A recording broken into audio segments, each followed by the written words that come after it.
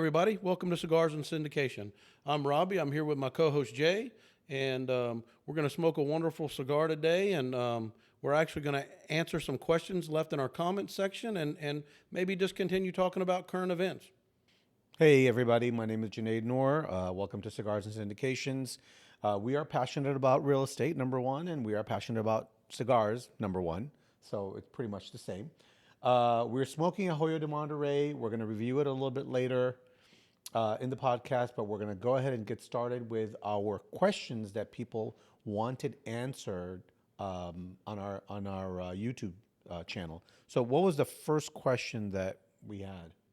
So one of the first questions is what happens if you're a wholesaler and your buyer can't close by the close date?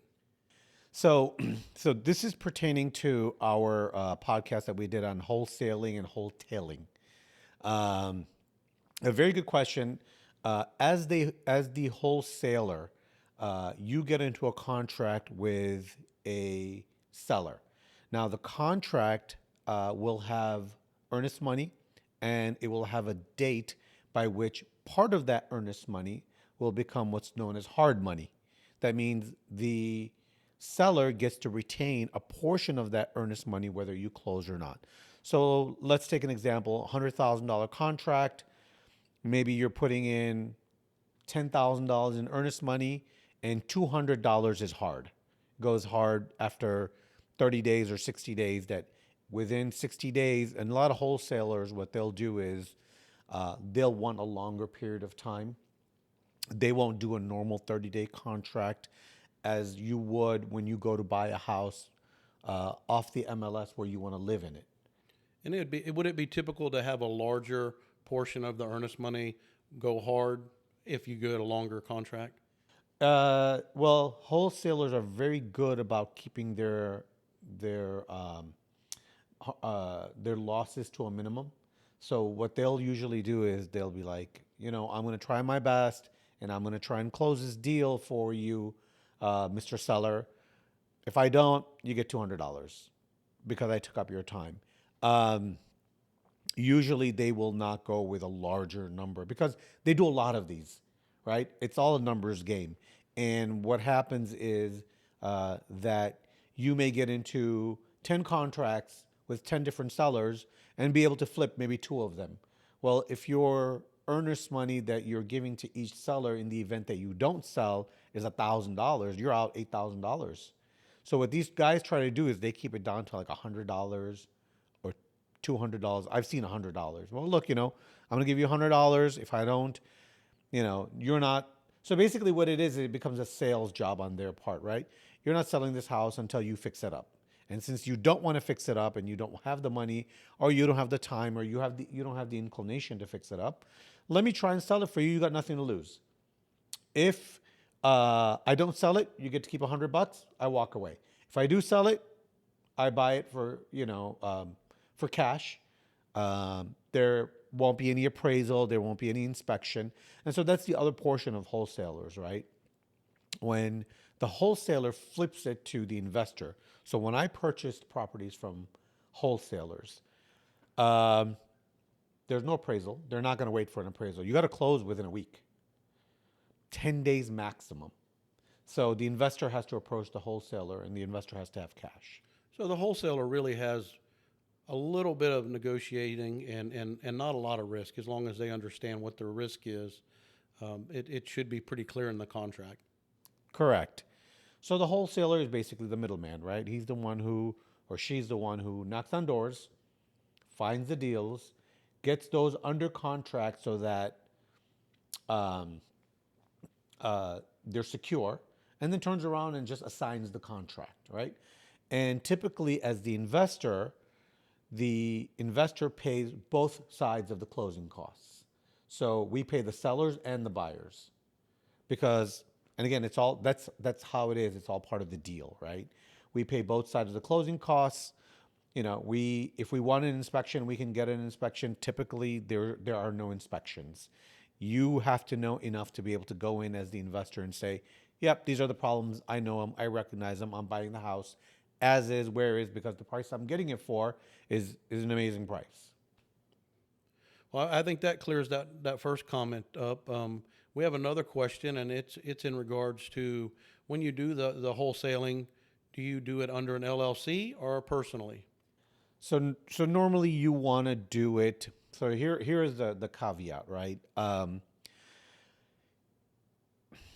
If your strategy is to just, well, as a wholesaler, you will go ahead and do it under an LLC. You will not do it personally. As an investor, if your strategy is to hold the property and rent it out in order to get favorable interest rates in financing, you need to have it under your own name. You cannot have it under an LLC. Fannie Mae will not loan to an LLC as an investment property. They will only loan to an individual. But back to the wholesaling side, if I'm a wholesaler, I want to do all these properties under an LLC because the LLC protects the wholesaler from any lawsuits. It protects any of their other assets from any judgments. And, business is business. And at the end of the day, somebody gets upset. They want to sue you. Um, if you wind up losing the lawsuit, then, the LLC is the one that gets thrown out the window, and your personal assets and your other LLCs survive. I mean, and ideally, as a wholesaler, you really don't want to be on any deeds or anything. You just kind of want to pass it through. Correct. You're not. So there are wholesalers who will do what's called a double close, and the reason they do double closes is because they don't want the end buyer to know what they're paying for the property. But wholesalers who are starting off will always do an assignment of a contract. So, myself as the end buyer, I get to see the original contract, and I've signed an assignment of a contract with the wholesaler. So they're basically just passing through. Now, um, be careful of title. There are certain title companies and there are certain issues within titles where title company will not do a double close. So make sure that as a wholesaler, make sure that you have your attorney review the contract, number one, and then you have your title company review title and make sure that that title is going to be clear. There are not going to be any issues. There are no deed restrictions. There are no issues from their lender to do a double close. So really, if you were just starting out, would you prefer to have everything go through an LLC and a different LLC for each individual property? Yes, if ideally you don't need separate LLCs if you're going to close one and then start another one, but that's never the reality. The reality is you may have, 8 or 10 different contracts or properties under contract which you're trying to sell at the same time. And yes, ideally you want them in separate LLCs. So the commenter went a little further and he was wanting to know what were the tax implications and then what are some of the finance implications of the LLC versus doing it personally. So on an LLC,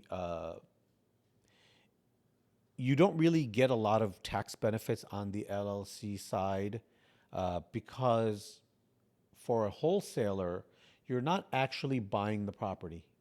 It is an operational entity, right? So it is ordinary income. LLCs are really, really good to protect you from. They're very good to place property in. So if you are doing it where you're buying it and then you're going to sell it, so you're doing a double close, then yes, an LLC is good. You can't really depreciate the property because it's not. It's for resale, right? It's inventory for you. It's not an investment property. And again, talk to your own tax advisor because everybody's situation is different. Um, the LLC is a good protection vehicle, but so would an S corporation be a good protection vehicle? A C corporation would be a good protection vehicle, as long as you're the wholesaler who all they're doing is flipping properties or flipping not even properties, but flipping contracts.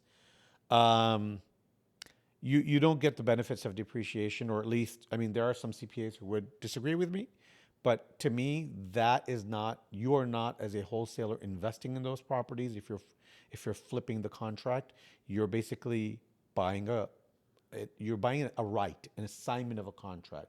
You're not really purchasing property. Well, that clears it up on the whole wholesaling side. What about the wholetailing side of finance? So the wholetailing is different, right? The wholetailing is a little bit of a hybrid where you get a property under contract, you do the renovations, and then you sell it directly to the end retailer, where you can make where there's the prospect of making a lot more money on the end. In that situation, I would want to put my property into an LLC, because now there's some liabilities, there's some risk here.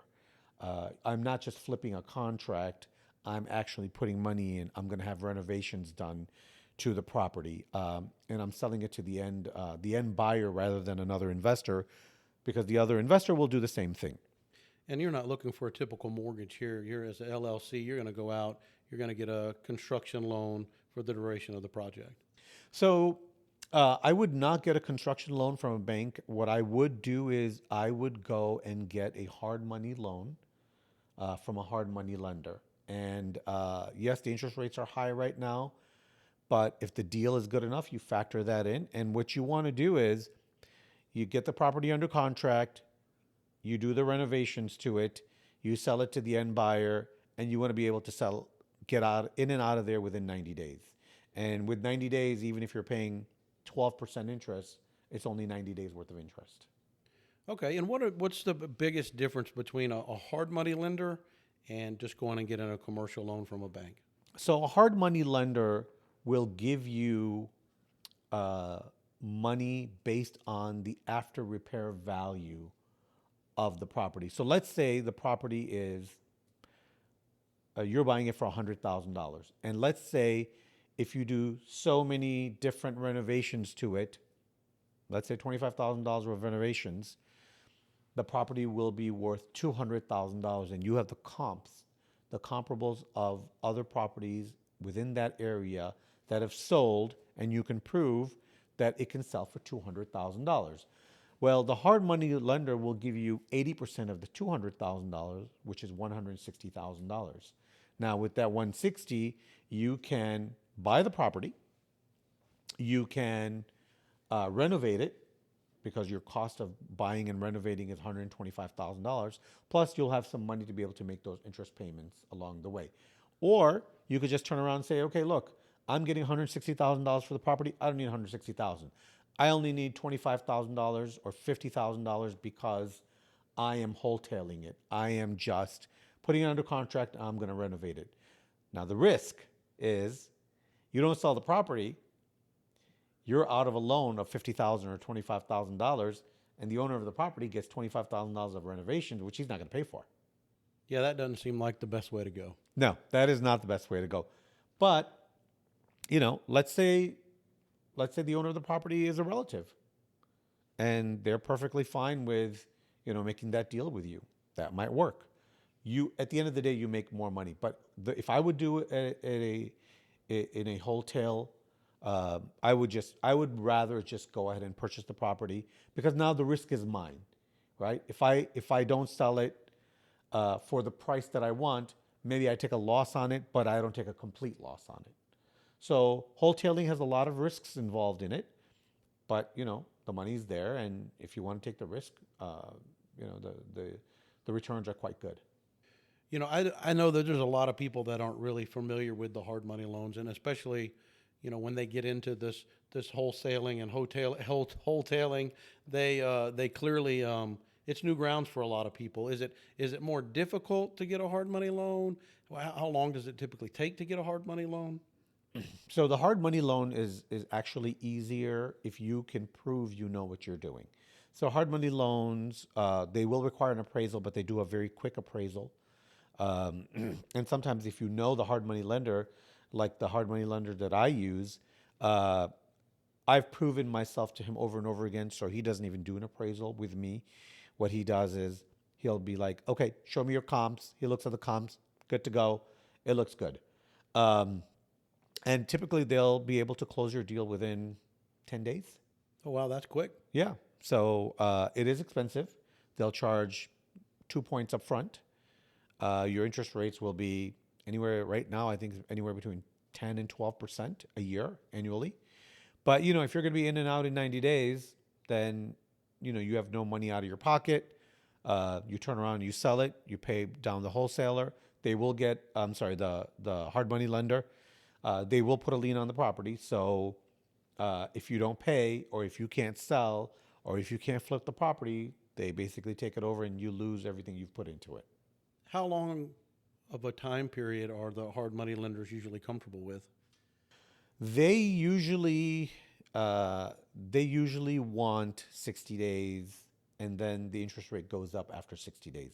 They want you in and out of there in 60 days. Either refinance it into a regular loan, and also remember a conventional loan will give you loan to cost, right? If you're buying the property for 100,000, they're going to give you 80% of $100,000 or 70% of $100,000.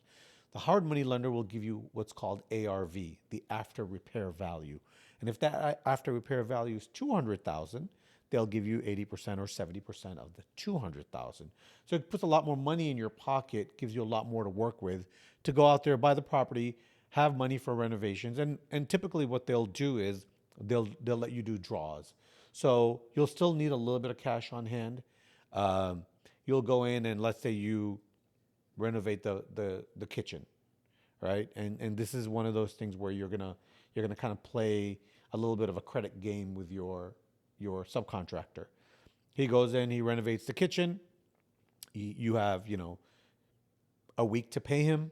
You go and let the hard money lender know that you've renovated the kitchen. They come out, they do an inspection, they release the funds for the kitchen to you. You pay your subcontractor, no money out of pocket. I mean, that seems like a pretty good way to go. I mean, they close fast. It's set up like in a draw system. However, it's just more expensive. It is more expensive, and the risk of you not knowing or not being able to close on the property afterwards, not being able to sell it, you lose the renovations, you lose your points, you lose all the interest you paid to date.